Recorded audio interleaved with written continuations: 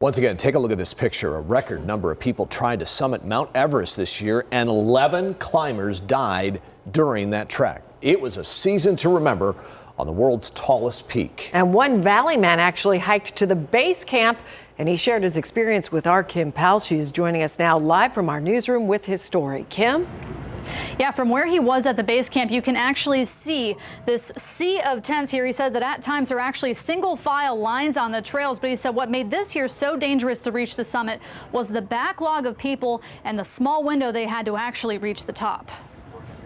There was a 5-day window that was safe for climbing versus 11 last year. Trent Bruce from Goodyear hiked to the Mount Everest base camp, a personal goal and an incredible feat nonetheless. The highest pass that we went over was 18,209 feet. Base camp is around 17,300.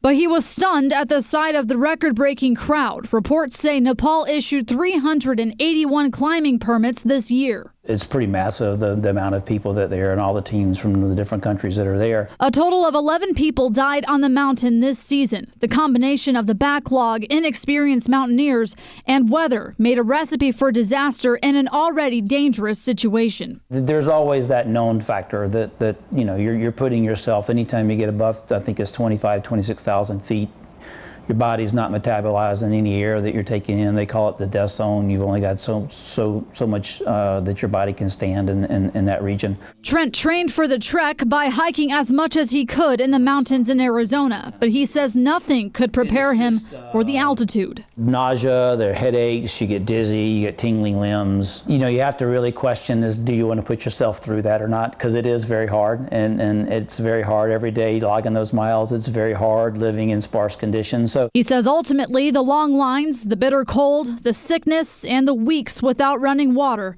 was all worth it. When you see Everest for the first time, that's just kind of a stop and kind of take it in. Just as a hiker, it maybe should be like the holy grail of hikes.